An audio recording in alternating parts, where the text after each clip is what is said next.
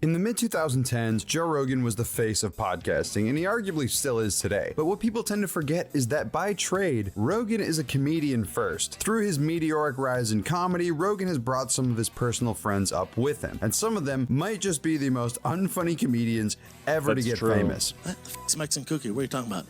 It's like a chocolate chip with salsa all over it? What are you talking about? Bro. What is a Mexican cookie? A chocolate chip cookie with salsa on it. Because salsa is a Mexican topping. Bro, this guy's good. Yeah, dude. Brendan Schwab is probably one of the worst who has been birthed by Joe Rogan. He's so unfunny. So he has a special called Papi Gringo. And I haven't watched it, but I've seen clips of it. And the reviews for it are in. And they've been in. And they've been in for a while. Or sorry, the Gringo Papi. And it has... Well, I don't see the overall reviews, but I do see it has 575 reviews. The top one says, "This was advertised as 30 minutes of fury. Quite possibly, my sub 30 minutes would have been more enjoyable, stretching my own scrotum with pliers. 4 years wait for less than 25 minutes of flaccid, poorly delivered jokes. Brendan has managed to fail once again at his chosen vocation. Just go home and be a family man." 1 star. Just when you thought you'd be surprised was the worst comedy special of all time, the Gringo Papi says, "Hold my beer." Instead of taking a step forward in his career, Brandon has taken steps backwards. The sad thing is, this is the culmination of 4 years of Brandon working on his craft. How did he get so much worse? The special features old, tired, hacky bits about his Hispanic family. Instead of being amusing insights into his life, they come across as violent hatred for the people he's supposed to love. Anyway, that's another 1 star.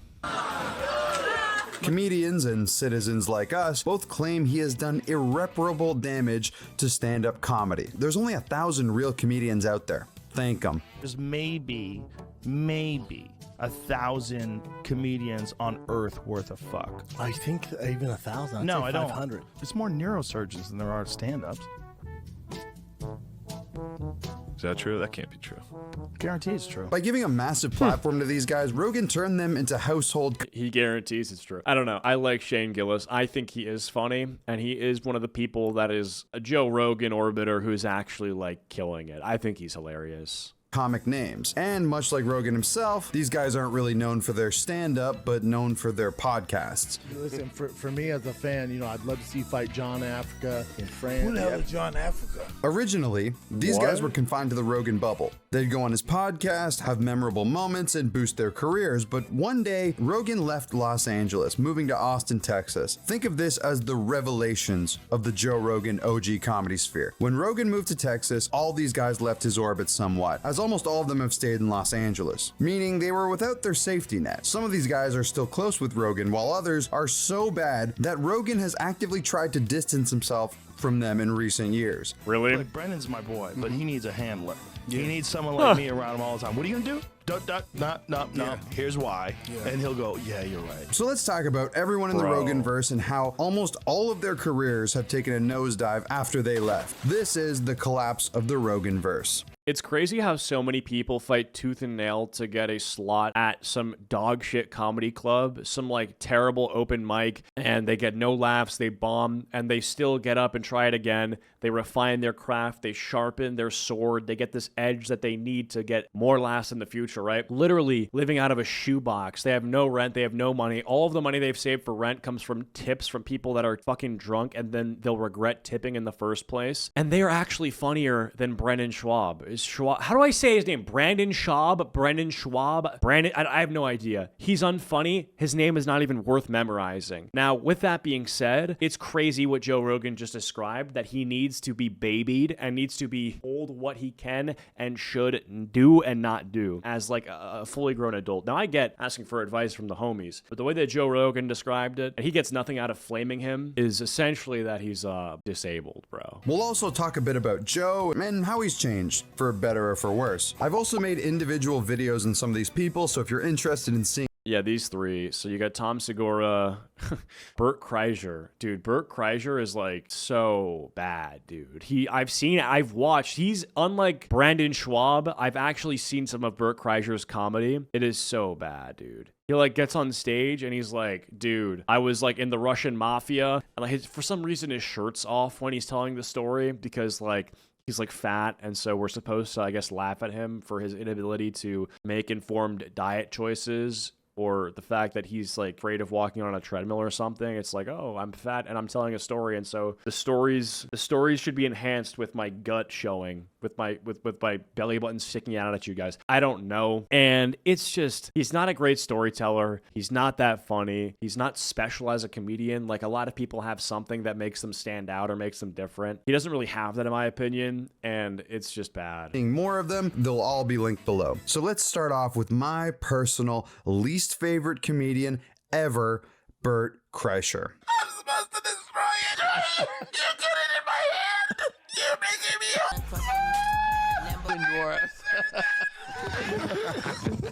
The fun. Bert Kreischer was one of those Joe Rogan go-to comedian friends back in the day. After all, he was named the ultimate. His shirt is just always off for no reason. Kreischer was one of those Joe Rogan go-to comedian friends back. How did they let you into the building? Did they not just assume that you were like a homeless tweaker in Austin? Because there's a lot of them, and should be escorted away. The shirt off thing was funny at first. Then he started milking the Russian story, and he got annoying. Yeah, I mean, I never found him funny. I guess, like, for me, when I watch a special, I want there to be jokes that are not 40 minutes long and require my constant attention. Comedy is like funnier when you can like kind of like zone in and zone out and catch a joke or two, right? I should have not have, like, dude, this guy's storytelling is shit. It's way too long. It's not funny. His shirt's also off way too often. In the day. After all, he was named the ultimate party animal at FSU in his 6th year of university. He's what you... Dude, that's a super senior right there if I've ever seen one. This guy's just buying alcohol for all the freshmen, and he's like, yo, if I buy you this, you don't even have to pay me. Just please come to the bar that I'm performing at tonight. Oh, you don't have a fake? No, it's okay. I'll buy you one too. You get when you take a frat guy, cryogenically freeze him for 30 years, give him a microphone, and then release him to the public. His main brand of comedy isn't really jokes. It's more stories that probably definitely didn't happen. Yeah, it's also like, that's another thing. Like, you can kind of just tell with some of the stories that he's told. There's either a lot that didn't happen or a lot that like is being like reframed, you know, because we're not going to get proof of any of this stuff. But there was one point in like the Russian mob story where I'm just like, okay, all right, okay. If that's your thing. Bert got so big, he literally made a movie based on one of his stories, which did horribly. And on a personal level, for a story that's so insane, the movie is weirdly boring. But anyways, he's also known for being one of the most unhealthy comedians ever. Do you think that you're an alcoholic? No, I've run it through the ringer a few times. Dr. Drew's my litmus. Oh yeah. And I've talked to him about it. He's like, you're not an alcoholic, you just drink too much. I drank a lot yesterday, and I woke up in the middle of the night in a fucking sizzle. I mean, I was so hot, and all of a sudden my body went and fucking poured sweat. Oh. Back to sleep. The point where his fans speculate. That sounds pretty awesome, though. I won't lie. I think anyone who is this happy to be an alcoholic deserves it, dude. If you're an alcoholic, oftentimes it's getting to a point where it's like just like completely ruining your life. It makes you impossible to be around. It's hard for you to get up. It's hard for you to go to sleep without any beer, any wine, any champagne, any vodka. And you know, with this guy, if all it does is oil the gears and makes life a billion times better, then Godspeed, dude. And I love this on screen. Is Bert Kreischer dying? This is the Reddit thread on r/Bert Kreischer. That is hilarious. Answer, yes. He does have one clip where he's talking about how much he loves drinking that I would be lying if I said I didn't play before I drink sometimes. He gives sort of a speech about drinking, and it's about how often he drinks and how much he loves it. It's like beautiful, but it's just like so fucking pathetic. I'll show you. You love to booze, don't you? You love to drink. I do. You booze till you snooze. Dude, let me tell you something. I will never quit drinking. I will never quit drinking. I will always make sure that I can keep my body healthy enough so that I can always drink. I love seeing a sunrise with a cocktail, seeing a sunset with a cocktail, having friends walk into your house with a bottle of wine, getting on a plane. Can I get you something? Double Jack on the rocks, lots of rocks. I love the moment someone says, hey, we should get a drink, and you're not supposed to. That feeling, it's like a first kiss. You don't get that first kisses when you're married. You get to have those first drinks. At a brunch, someone goes, should we do mimosas? And then the waiter goes, actually, we have bottomless mimosas. And you're like, this is gonna be the best day ever. Dude, you just hyped me the fuck up. It's pretty inspirational. Yeah. So if you guys ever are just drinking and it's something like, I'm kind of scared, whatever, dude, just play that. It'll get you right where you need to be. If he's actively on death's door. We're not talking Artie Lang, but I mean, just look at this guy. Fans attribute this to his excessive drinking, and even more drinking. It's 5:30. I woke up at 10, started drinking at noon, and my first beer was 3 beers in 8 seconds. He's 52? I'm pretty fucked up. I've had 4 shots. I'm still drinking cold beers. I'm in the pool trying to get my feet to unswell, and we just got my wedding ring off my hand because it was hurting. Today's the best Tuesday I've ever had in my entire life. His first appearance on JRE was on episode 73, and since he's been on Joe Rogan's podcast over 20 times. Most famously, Bert was a part of Sober October, a challenge between Joe, Bert, Tom, and Ari to see if they could go a month without drinking. Now, naturally, for somebody like Bert, who probably consumes that's like the worst thing ever. more alcohol than water, this would be interesting to see what would happen. They do this challenge for 4 years, and it was super popular with the fans, particularly because you got to see how an in-denial alcoholic copes with abstaining from booze. 5K drunk one time and beat half of the fucking field. That's a bar crawl. Doug Stanhope and Chaley? Me and Matt Foltron, we thought it was a pub crawl. Oh, that's right. You told me about that. And so, but I beat half of the fucking field. Now, but just so you know, those are the same people. But the pub crawl, we gotta stop and take a drink. It was an actual 5K that I thought was a pub crawl, so I drank 5 beers before it, thinking we would be getting buzzed, and it was a fucking 5K, and I beat half the fucking people. The appeal of Bert on these shows was that he was a goofball that acted as a dummy for all the other contestants to feel better about themselves, particularly Joe. He was also completely delusional about his athletic ability because for some reason they added athletics into this competition. When you say you're in good shape, yes, literally the shape of you is bad. Now, fans of the show will look back to these clips as some fond memories, but make no mistake, Bert was a product of Rogan. Sure, he had stuff beforehand, but Rogan really blew him up to the fame he has now. After Rogan moved to Texas, naturally, Bert went out on his own and arguably had the most success out of anyone on this list. Absolutely insane. $8 million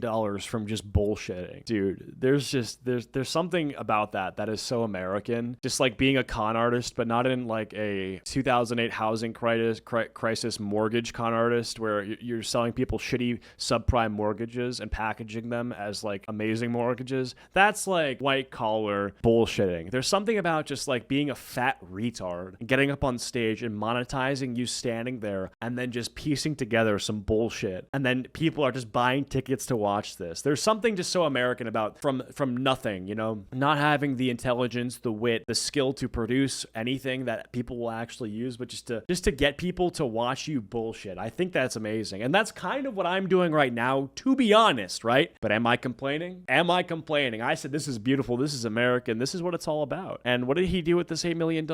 Well, I'm assuming a lot of it went to drinks. Like I wonder how much. I mean, at the end of life, you should get like a stat board that shows you what like your notable stats are. Like out of everything in life, what did you spend the most money on? Most people would be like house, car, whatever. And then like there should be like an other category, like, you know, random, like a thing that you've spent money on that differentiates you from everybody else, right? I wonder what Bert Kreischer's beer stat is. It's got to be like at least 100K in your entire life on drinks. Fucking crazy, bro.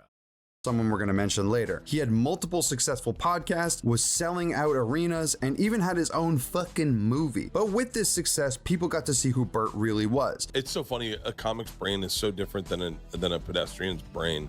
And like what, you know, like I can't help. Pedestrian is so funny, by the way. Oh. Like saying that. We're not in the fucking armed force. Let's fucking relax. There's a lot of people that overuse that they really civilian. do. It's like we are fucking so lucky we get to do this bullshit. An egomaniac who can't help but make every single thing about himself. Somebody who interrupts. I think it would turn around. For Tom. No. For Gar. No, he's right. I'll tell you why. Hang on. I'm gonna be. You guys why are can't all. you let him talk for a second? Fakes his laugh. You can't do it now. You couldn't do it then. That's why it's funny. You couldn't do it then. Lies and not. Bro, are we dead ass? Come on. You couldn't do it then. That's why it's funny. Dude, is anyone even buying this for 1 second? Let me like not face the mic so that the laugh that I am trying to produce gets written off as like, oh, he's laughing away from the mic. No, he's just not really doing a good job fake laughing. Couldn't do it then. Lies, and not in a way to make stories funnier. I know every comedian does that, but to make himself look cooler. When we went to Canada for the first time, you're not allowed to bring drugs into Canada, obviously. Did you bring drugs into Canada? I brought a little bit of drugs into Canada. And the guy comes in and he goes, you guys are all good. I was like, oh, thank God. So as we're walking to the bus, I'm still a little buzzed and I'm feeling loose. And I go, hey man, just out of curiosity, like what would have happened if we had brought drugs into Canada? And he goes, you mean hypothetically, like say someone had a glass one hitter in their bathroom, shattered it, tried to throw it in the toilet and didn't flush it? And immediately everyone looks at me and I'm like, yeah, like that. And he go, I'd say it's an honor meeting the machine. Enjoy your tour in Canada. Rogan has since distanced. So he's saying that the cops knew who he was and like didn't arrest him because he had drugs or something. I mean, like, yeah, you get special treatment if you're rich and famous. That's how that works. Himself from Burt recently. I also feel like that may have also just not happened, right? Like changing the sober October. That's just like her. I don't know. I mean, it's believable enough to be real, but it's also just bullshit. It sounds like bullshit enough to maybe be fake, right? But at the end of the day, I'm not here to be a lie detector, because if you want a lie detector, then go to someone who can, like, you know, actually verify any of this stuff. I'm saying that, like, it's just, you know, at the end of the day, the storytelling itself isn't that good. He's like, I brought drugs into Canada. He stopped me. I said, I didn't bring drugs. And they said, well, just what if I did? It's just like, I don't know. It's missing the it factor. A member of both Sober October and Protect Your Park. Because interestingly enough, I grew up watching storytime YouTubers who would tell stories almost adjacent to that, right? I think first of all, the difference is that the storytime YouTubers I would watch would like use CSGO surf gameplay to talk about like my first time getting high in high school, for example, right? And there was this sort of like innocence in it. It's like, oh damn, like, you know, you're like rebellious and you're breaking the rules. And then you just see like, again, like this just like ogre, this just fat 52-year-old beast talking about this stuff that's like, I feel like it's only cool if you're like 15 and like you can't drink, because like drinking seems like the coolest thing when you're 15 and you can't drink. But then like when you're 25 and you're like, okay, I can do this every night if I want to, but I'm not going to because I have like a life that I want to maintain. And then you see people that are doing the thing that you thought would be cool when you were a teenager, like excessive drinking, and you're like, dude, these guys are fucking bums. These guys are losers. It's just like not worth it to just drink every day and have that be your life. Even if you've earned the ability to do so by being like self-employed, like Burt Kreischer, and you're just like a talent that gets paid and you have a fuckload of money, that's cool, but still, like, I even understand drinking more than the average person. Maybe even a little bit excessive, but just, like, all the fucking time. It just seems crazy. Anyway, I brought that storytime YouTuber thing up to say that, like, the people that I would watch, like Luna, dude, he was a better storyteller than Burt Kreischer. Oh, yeah, you're the only one. You're the only one. Please have some respect. You're the only Put one. respect in their name. What's that? Put respect on their name. We've never watched an episode. We refuse to. Okay. We just think it's kind of ridiculous that we got replaced. Burt has also made a habit of posting pictures of himself crying on Instagram, so that's how his life's going. Why? It seems that nowadays Burt's stories have gotten more and more insane, and by insane, I mean unbelievable, as he apparently gets recognized. Unbelievable. Interesting. Yeah, I mean, very, very intentional use of the word there. Burt, damn, bro, this person is just white. Everywhere he goes, all the time. Everyone at the bar watched this happen. Everyone at the bar was like, what the fuck? I walked away. This is what upset me the most, is that and someone goes, do you know who you just did that to? And they go, who? She goes, that's Burt Kreischer. Then she Googles me, and then she's got her own narrative, because he was a total asshole. I was a total asshole. Yeah. All the good stuff I did, none of that counts, because she gets to tell her story. I was so angry. Do you think, though, that when the part where she goes, you make me uncomfortable, it's probably when you were like, he's just went to the bathroom, he's going to be right here. I didn't even say it like that, Tommy. I swear to God, my energy was like, what? Like more confused. Like, so what are we talking about? A bartender was rude to you? Get loud at all. What was happening was dudes were recognizing me, and they were and she was like, I think the energy changed in the bar when I showed up. It seems that now he's out of the spotlight, he can't deal with it anymore. He can't deal with not being famous. How much of your life is lived to get Joe Rogan to say, I'm finally proud of you? Unlike another person on Rogan who never really wanted to be in the spotlight but ended up in it anyway, Joey Diaz. Now, there are tons of channels talking about comedians, specifically Joe Rogan versus comedians, but you'll rarely hear anybody bring up Joey Diaz, which might seem strange because it's not. I think Joey Diaz is a lot different. Joey Diaz is far more honest, far more entertaining, and I think far more authentic. Authenticity is something that you can't force. You're either authentic or you're not. If you have to try to be authentic, you are being inauthentically authentic. And that's something that is just, it happens. It exists. People try to be real. And in the process, like their attempt to do something that they're not naturally doing, it comes across as fake. Joey Diaz is like the most like human of all time. He's also, I think, older. And so he comes from a time period where people are just kind of like rough around the edges. And like, I think the Joe Rogan audience likes that. And I don't know. It's something about it. There's like this immaterial thing that Joey Diaz just kind of has. I also think that Bert Kreischer is like constantly trying to aura farm when Joey Diaz just has aura. Joey Diaz just has like this unspoken thing about him that makes you like him. And Bert Kreischer is just like constantly trying to get you to like him with like what he's saying, Joey was one of the people closest to Joe. I'd say Joey Diaz was a funnier version of Bert Kreischer, where the comedy didn't come from jokes per se, but from stories. Except the punchline was never, and then this guy said, "I love your comedy," and everyone clapped, and it was the coolest guy ever. The punchline of Joey's material was more about how much of a degenerate he used to be. Anyway, You really dog, eat boogers? listen, from time to time. Oh, When you do Christ. coke for 30 years, it's a habit. You wake up in the morning, pick one out.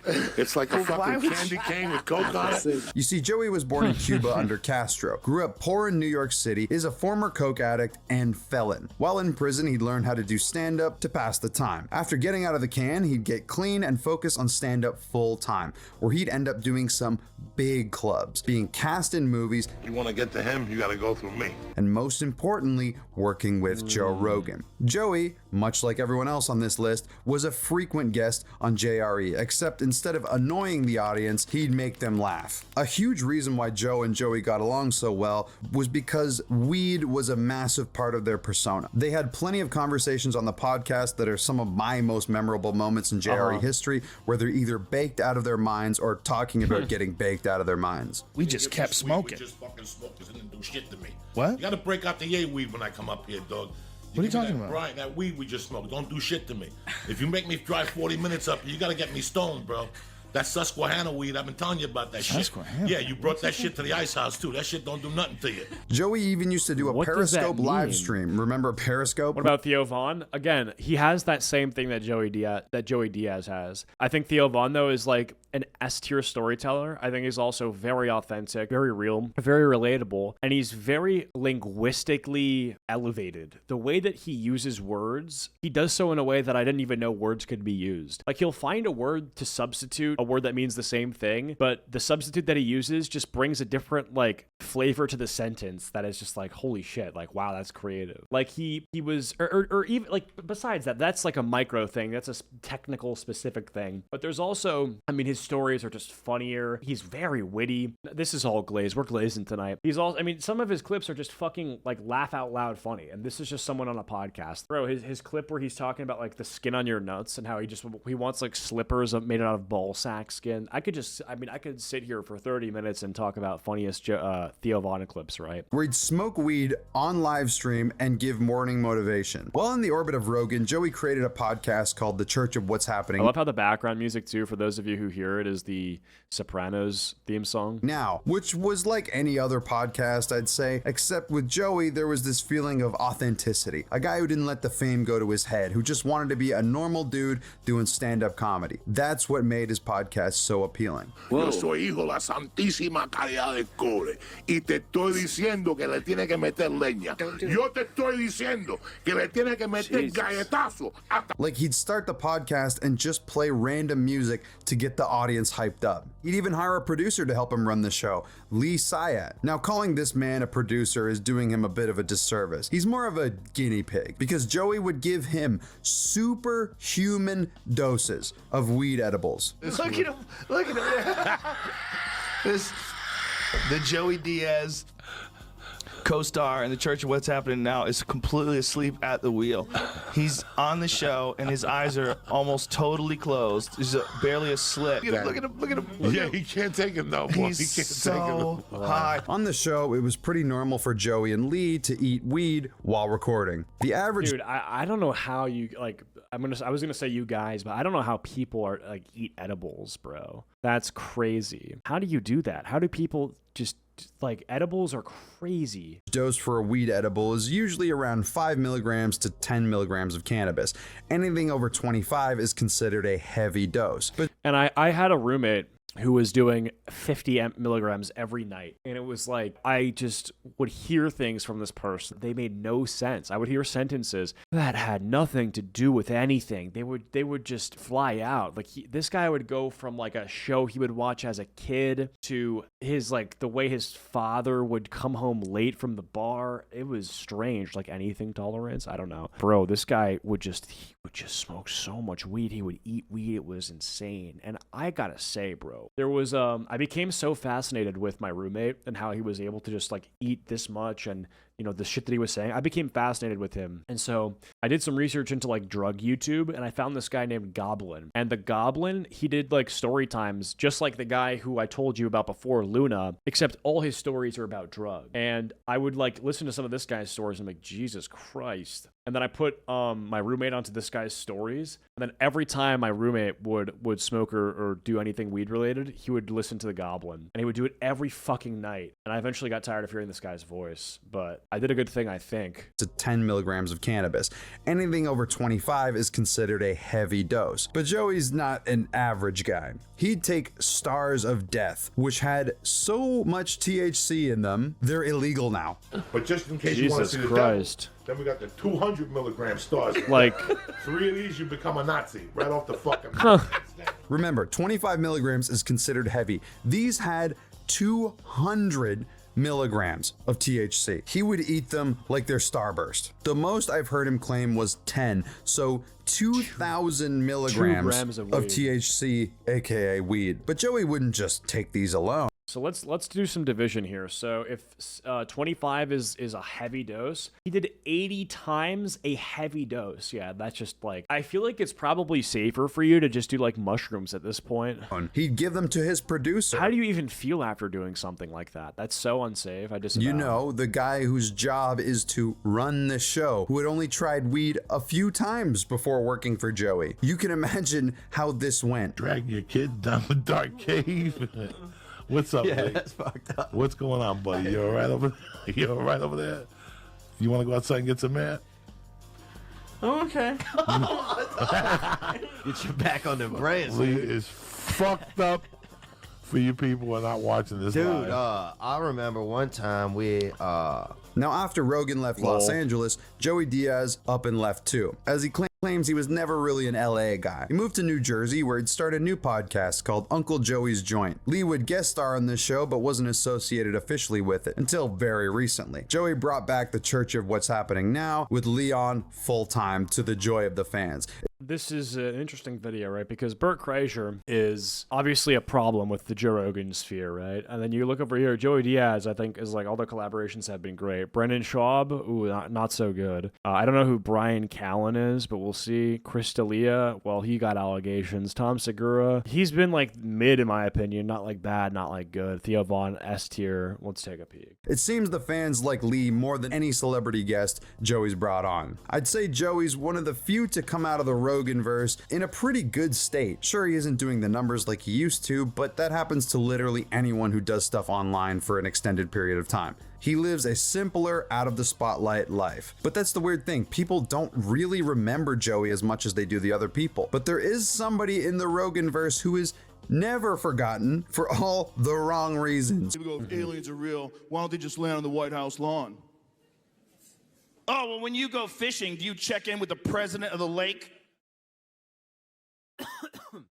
A theme you'll notice with many of the Roganites is that upon Joe leaving Los Angeles, their careers didn't go too well because travel can be an absolute nightmare. Let me tell you a story. One time I was driving from Canada to the US and back, so I bought an eSIM from some random app I found. When I arrived back in Canada, this eSIM app destroyed not only the eSIM I paid for, but it converted my physical SIM card to an eSIM and destroyed that as well. So on the way back, I had my phone in SOS mode the entire time. I said, never again. Oh yeah, traveling does suck. I'll give him that. You can set up before you travel. So when you arrive at the airport, you don't have to waste your time stressing about trying to find public Wi-Fi or going to a cell phone kiosk with a massive lineup before you do anything else. As soon as you land, you'll have access to maps, Uber, and whatever else you need. The beauty of Saily is once you install their eSIM, you never have to reinstall it, no matter what country you go to, because Saily covers a couple hundred countries and regions around the globe. It's super convenient, just like this QR code on screen that you can use to get Saily with a 15% discount. I knew it had to be an ad. You know who I wish was my dad? And I've never met him before, and he's hands down the nicest comedian I've ever met in my life. Hold on. Yeah, it is a double oxy, isn't it? Can't swim. Double entendre. An absolute legend on this channel. He basically is responsible for my success on YouTube, and that's because he is perhaps one of— Wait, Reddit's most hated comedian? Okay, but to be fair, like Reddit as a source of what's funny and what's not, I feel like is not the best. It's not the best source to find what you like and what you don't like in terms of comedy. The never-ending downfall of Brendan Schwab. I mean, his downfall makes sense, but I just don't understand why you would ever title a video Reddit's most hated comedian. That's like saying like vegan's most hated steakhouse. Like, yeah, they'll hate they'll hate any steakhouse. Reddit will hate any comedian for no reason. They hate good comedians. Like they hated Dave Chappelle for his transphobic jokes. Quotes. Like, you know what I'm saying? But anyway, this almost makes me want to like side with— I hate him, but it's just like, he's hated by Reddit? Oh shit, I'm on this guy's team, you know? one of the funniest comedians ever, but not in the way he intended to be. Brendan Schaub is unanimously the most mocked comedian of all time, and it's not even close. Videos talking about his escapades outside of comedy get millions of views. There have been entire communities dedicated to making fun of him. Entire YouTube channels built off making fun of him. And dude, this guy's channel, I'm pretty sure is called Podcast Cringe. Dedicated to making fun of him. Yeah, Podcast Cringe, you can see. I mean, it's my camera's covering it, but you can see Podcast Cringe. It's the handle. Most of his content, or a lot of it, is talking about the Roganites, which I'm gonna totally steal now that I heard of it. Yeah, Brendan Schwab, Bert Kreischer, Brendan Schaub. YouTube channels built off Bert Kreischer, Brendan Schaub. Making fun of him. And a So yeah, he gets farmed. Podcast which only exists to discuss Brendan Schaub. But what could be so interesting? This is the enigma with Brendan Schaub. Why is he so fascinating? How do you explain it to someone who's never heard of him before? Well, Brendan Schaub has done a lot— Dude, I don't know how to explain it, but him and Nick Merckx look like the same person. Of things, including— I guess I did just explain it. They look similar. Being caught lying so many times, it's hard to count. But I got a 31 on my ACT. Poker. Did you really? Yeah. I don't know if I'd brag about getting a 31 on ACT. No, that's really good. 31 is good. 31's really good. Any 30 or higher is really good. Yeah, Brendan doesn't know what's good. 36. I got a 32. No, you didn't. I swear on my life I had a 32. On an ACT? On ACT. You can't say 31 is bad and 32 is I think you... Bro. Releasing the— That's insane. He is funny. This guy's hilarious. The worst stand-up special. Oh, wow. Wait, so I think this is the one that I was reading. Of all time. Twice. Wasted thousands of dollars on lawsuits against YouTubers only to lose them. Because people Went were on the reviewing it record saying negatively? the lives Wow, of his that's haters lame. don't matter. The same way homeless people's lives don't matter, or cat lives don't matter. I view Cat those lives people matter. the same I'd view a homeless guy critiquing my art or critiquing my set or critiquing a podcast. So not— oh my God, there's so much wrong with this. So not only is he— and I think it's funny. If I ever have a crash out like this, I mean, like, listen, like, I get it. Like, it's annoying. If you're Brendan Schwab and like, you have to deal with literally relentless hate. Thousands of people calling your art shit. I would be pissed. I would be angry. I might say something like this. But not only is he saying that the people calling his, let's just say, stand-up comedy, we'll say it, we'll grant him that. It's technically stand-up comedy. Those people who are criticizing it are not worth anything, right? That would be one thing to say. But instead of worth anything, he replaces they're not worth anything with they're worth homeless people. So when he says homeless people, he's not only saying that his critics are worth nothing, but that homeless people are worth nothing. So the homeless catch a stray for no reason. What if the homeless like your content? What if a homeless guy overhears you from like the club because the club is near the dumpster that he resides in and he likes it? He gets a kick out of it. What do you say to that guy? That's terrible. That's a terrible thing to say. They do not matter. Got caught trying to cheat on his wife multiple times, had his ex-handler and podcast assistant come out and prove he was an alcoholic addicted to Adderall, has claimed a great conspiracy that comedian Bobby Lee was the mastermind behind the people who made fun of him online after trying to fuck Bobby's girlfriend. Hey, will you clear bullying meaning define bullying for me? Like what? Like, if you want an entire lore of Brendan, I've made 2 whole videos chronicling almost everything that went down with him. But what about since then? What has Brendan been up to? Well, Brendan has been somewhat quiet, which is what I predicted, but he isn't fully gone. He's officially retired from stand-up comedy to be a dad? I just gotta be home, man. I got to. I can't miss Tigers games. Can't miss my Bosty growing up, baby girl. I'm freaking tired. You know, I've been hustling for over 12 years now. Listen, if you think your job is hard, you gotta work 5-6 days a week, long hours. Just think. Yeah, bro, this is some like if streaming is streaming harder than a 9 to 5 shit, right? I don't think his job is hard. I think he's just tired of hearing about the hate, which is fair. That is fair. Like that makes sense. I think for all the things you want to dog on this guy for, like say he's unfunny, say all these things, but for then you to shit on him relentlessly and then say that he's not allowed to be like tired of fucking hearing it is crazy. I understand that. I understand that you're gonna be like, okay, after a while, I'm just kind of done with it. I'm tired of it, right? Brendan Schwab is tired of the hate and he wants to spend time with his kids and he's done. Like, okay, then we're stretching it. It could be worse. You could have to podcast a couple times a week. Brendan says that it's his beast of a work ethic on why he's so successful. People say Africa like it's a country. I do it too all the time. Africa is a country. That's a big Oh my God. Oh, yeah. So like Egyptians are technically African, Yeah, and yeah, yeah. Moroccans are. Everybody's claiming Africa, but it's a whole Africa fucking could be so many different places. Yeah, but it's like I'm American, but I'm from fucking Denver. But let's be honest, it was just right place, right time. Dude. As he is the most featured guest. 32 on the ACT, by the way. I got a 32 on the ACT. A perfect score. Isn't it that a perfect score? No, it's 36, right? What's a perfect score on the ACT? 36 is a perfect score. He got a 32, which is like a 90 out of 100, I'd say. Probably higher. Let's do the math, actually. 32 divided by... And see, I'm doing math because ACT, I'm smart. 32 divided by 36. 88. So 88 repeating. So 89. Round up to fucking 90. On Rogan ever. He's basically tried everything since Rogan left LA, including, as of recently, starting a car channel. Despite not being an expert on cars, the most memorable thing to come out of this was him trying I don't think you need to be an expert on cars to start a car channel. to stunt drive It's a hobby. I can see why people get into it. Like, it's not crazy at all. his truck and flipping it. That is insane, though.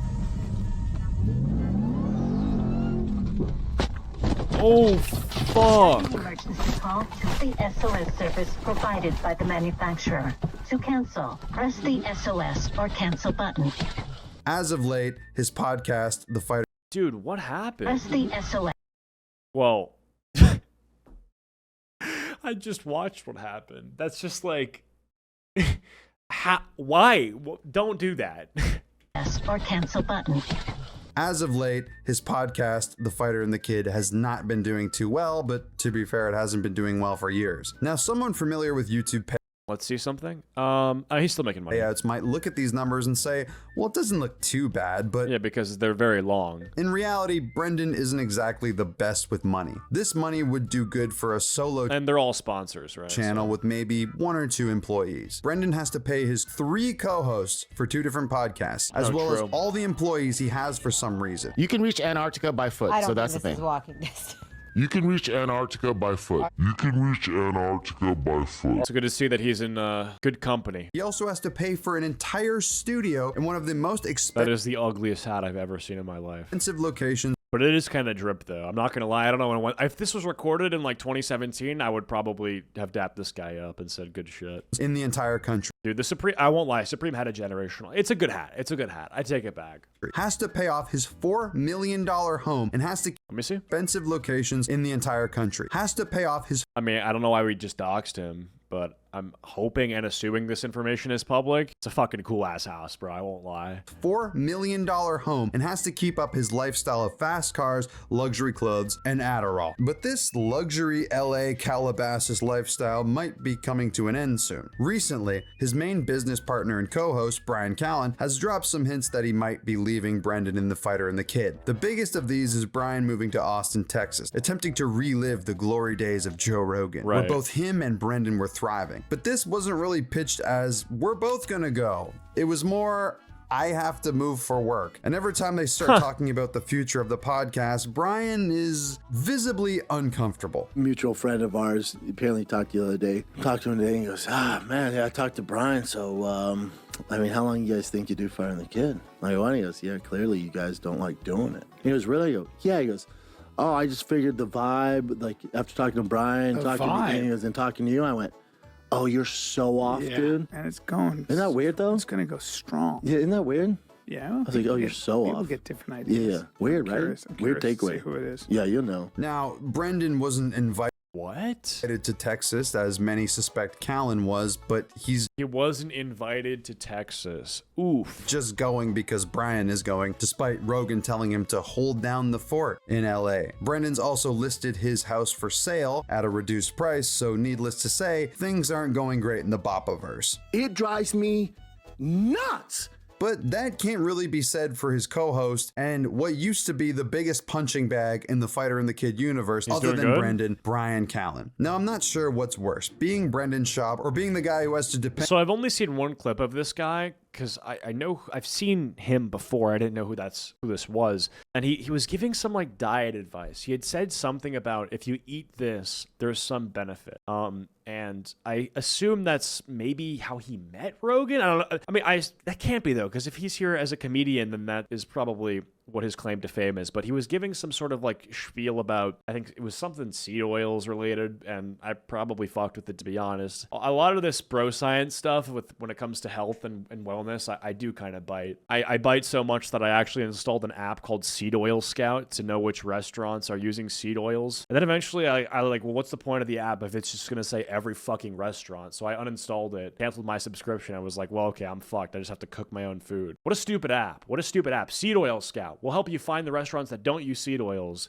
Okay, well, the nearest one that doesn't use seed oils is like 20 fucking minutes away. Oh, nice. Oh, okay, cool. So there's one restaurant and it's a 20-minute drive, 40 minutes there and back. I'm okay. I just can't. Depend on Brendan Schaub for his income. Bryan Callen is a pretty OG comedian who'd done a ton of work back in the day, with arguably his biggest achievement being on Mad TV. His biggest Rogan-verse achievement was pretending to be a tough guy and embarrassing himself on a podcast. He's looking. You know what happened to me? I got bullied for a full year, and it turned me into a fucking. If somebody tried to bully me, I'll show up at your fucking house and kill you. That's what happens. I get so angry. I'm not buying that even when he talks remotely. Like that. I hate. Hey, that's bro, not true. You fucking bully me. If I you try bullying me right now, motherfucker. You know what your problem is? Hold on, let me handle this. Here's your problem. You've talked to too many guys that let you say shit like that, and then it becomes like vernacular. I mean, you know it's bad when Brendan looks like a genius. However, unlike Schaub, Callen had some serious comedy clout at one point. But when looking into Callen, what's interesting about him, Brendan Schaub, Tom Segura, Bert Kreischer, and Chris D'Elia, they all grew up filthy rich. I didn't know that. Did Joe Rogan? Segura. He's not listed up here. I don't know what Joe Rogan. I thought Joe Rogan's background was like really rough. From what I understand, his like father like beat the fuck out of his either mom or him. Maybe Ann. I don't know. Interesting. And Chris D'Elia just looks like Suicide Boys. Bert Kreischer and Chris D'Elia. They all grew up filthy rich. Bryan grew up the son of an international banker, living in a bunch of different countries before settling in the USA. Now you'll notice about all these guys who grew up very rich, they're all the most insufferable ones on this list, whereas the ones who grew up more humbly are the most well-liked by fans. Callen, at the height of Rogan, started a podcast with Brendan Schaub called The Fighter and the Kid, with Brendan being the fighter and Callen Callen being the middle-aged kid. It held a much similar style to Bro. Rogan's podcast and had a ton of success. But looking back, it's clearly not because of Brian and Brendan. It was because of the funny group moments they've had. Unlike Shaw. Oh, yeah. I mean, we've all seen this Not clip. because of Brian and Brendan. It was The because clip of Bobby Lee and the clip of the I was molested by a guy with Down syndrome. of the funny group moments they've had. Unlike Shabu has like a billion podcasts and different shows, I can't even keep track of them anymore. Callen was only doing The Fighter and the Kid and being paid a wage by Brendan. 4 quarters. I'm the richest. He didn't own a percentage in the show. Now, why was this? Obviously, Brian is a massive name in the podcast. He's half of The Fighter and the Kid. Surely he should be entitled to own some of this show. Well, that's not the case because everything changed when Brian was accused of rape. The LA Times. Yeah, that'll do it. As soon as she saw his name, Catherine Fior Tigerman broke out in a cold sweat. Yeah, I mean, that's probably bad. Times reported that 4 women came forward accusing Brian of sexual assault. This wasn't helped by Brian talking about how aggressive he was with women, and clips like these resurfaced, painting Brian. Sounds like the kid within the title, The Fighter and the Kid, is more like the fighter and like the rapist. And from what I understand, kids are not really known to be that. So not only are you not a kid, which makes you an adult, you're also a rapist. So you're an adult rapist. The fighter and the adult rapist. In a very... Not that he is. I don't know the allegation, okay? I'm making a joke. That's a joke. Okay. What I'm saying is that if these allegations are true, which I have no idea about, that would make the kid part untrue. But the kid part's untrue because he's an adult. I'm teasing. Very, very bad light. And then one time we like left. It was like a Tuesday at like, it was only like 7:30. And Is this Whitney Cummings? you're like, can I get a ride in my car? And I was Dude, how, like, women just, like, drink all of this shit for no reason, bro. Coffee with shit in it. This is some sort of, like, raspberry blueberry blend that is supposed to probably be probiotic, and then this, like, kombucha lemonade. Like, I just, like, no. I was like, sure. And you got in the car, and I literally like turned the wheel like to like look where I was going, and I turned around, and your dick was out. You do not hear no a lot. Yeah. I do know that. Yeah. Or you don't listen to it. I don't listen to it. You don't take it seriously. Right. Yeah. It's assault. Yeah. No, yeah, I think. Like I remember being like, oh, I'm just gonna have to have sex with him because he's not gonna Only take way no to for get an him answer. out. I know. It's like, Right. I'm just gonna do this to get like him to But go you've away. done Allegedly, as these accusations go, Brian was Weinsteining these women, Interesting. promising stage time and money in nice. exchange for sex. Now, it's important to note that to this day, nothing conclusive has really sure, been sure, found. sure. But if you read the reports, it's pretty messed up if these are true. Brian responded to the accusations, saying he'd clear everything up, but never did. Instead, Brendan released a podcast with Josh Wolf. Brian then said he was going to take a leave of absence from The Fighter and the Kid, a bit of a strange flip-flop. Callen's name was also removed from the podcast information for a while, which obviously was a lie, kind of like how they lie about Brendan Shaw being a successful comedian. Brendan continued to try and release episodes without Brian, but obviously these received a ton of backlash. They ended up trying to create a Patreon and releasing episodes with Brian behind a paywall, which was a bit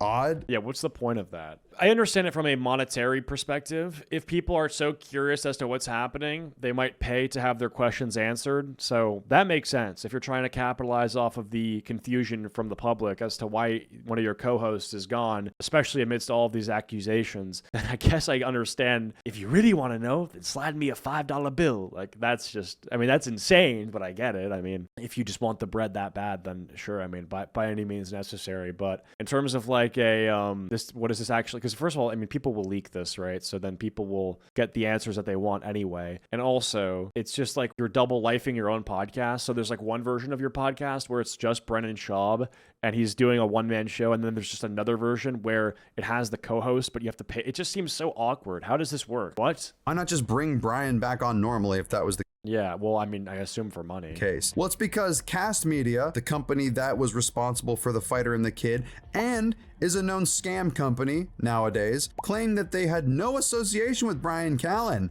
and they weren't aware of any plans of him returning. This probably explains why they couldn't do an emergency podcast explaining the allegations, because their agency dropped Brian Callen right after. So these redacts thought they could release a podcast on Patreon and it wouldn't count. Which is not how that works because the name is still the same. So in an attempt to skirt this, they created a new show called The Fighter and the Rinks. Obviously that didn't work. Being essentially blacklisted from Hollywood and podcasting, Brian tried to do the right-wing grifter routine because that seemed to be the only group of people that would have him in. A guy who used to be friends with Joe Rogan being accused of rape. So Brian cozied up to Steven Crowder, who apparently was so bad to work for, he would rather work with Brendan Schaub. And with clips like this surfacing, I can kind of see why. That is insane. What the fuck?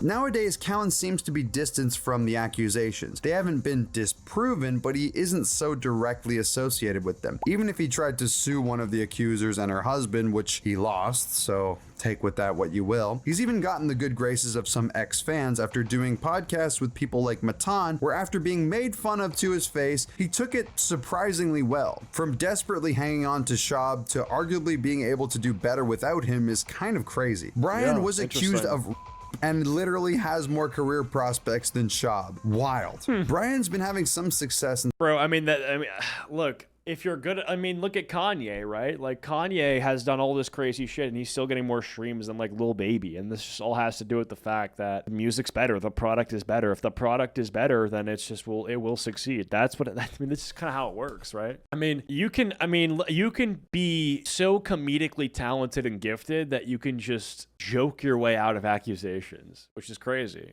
And there's something to that. There's something where if you can thread the needle like that, then you must be doing something right. I've never seen this guy stand up. I don't actually know if he's funny, but I mean, if he's funny enough to have wiggled his way out of that, then fucking A. He's probably good. And stand up, even performing at Rogan's. What I get to compare him to Brendan Schaub is like, like you're comparing like a kid who is unable to do comedy versus someone who is probably able to do comedy. Mothership Club, which is more than Brendan Schaub can say. One thing after all of this that I really wanted to mention was that Brendan and Brian were mad at the friends who abandoned them after Brian was accused of assault. They would never do something like that, right? It drives me nuts that he's not up there with those guys. He's better than fucking 99% of them. And you want to outcast him over some bullshit? That's what I don't fuck with. That's what upsets me. It's not like they did it to their close friend and alleged rapist Chris D'Elia. After D'Elia got accused of... Yeah, so they blackballed him and they're going to be mad that he's blackballed. Interesting. I'm going to skip through this part, but Tom Segura, what's up with him? Which is something he would admit to. But he started working out, eating better, and losing a shit ton of weight, which is honestly an incredible feat. And if you look at him now versus... Oh my God, that is great. Wow. Then, it's really night and day. He should be proud of himself for this, but around this time, fans started to notice a change in Tom's behavior. He was a bit more out of touch. You know what? You only have what you have because of fans, so don't talk about us like that. Yeah, but you're still a loser if you're thinking like that. Especially when talking about poor people for some reason. Using poor as an insult became a regular occurrence on the Tom Segura show. But this is not the comedy that made Tom famous. He was a relatable, everyday working dude. No one can... I think it's funny to watch, not to actually like take as a joke. I'm like that's like so just stupid that it's like funny. It's something where it's like, wow, okay, that's the best you could do. That's kind of funny. Oh, you're 50. Is like, you're poor, and this is the guy calling. It's just like, okay. Like when Andrew Tate says that shit, it's just like, okay, this is just so stupid. But yeah, anyway, and then Theo Von's successful. Well, yeah, I'm gonna basically, I think that we got the gist of it. Great video, and if you enjoyed, please go make sure to check it out. The collapse of the Joe Rogan verse. Appreciate you guys so much for watching, and I'll see you guys all in the next video.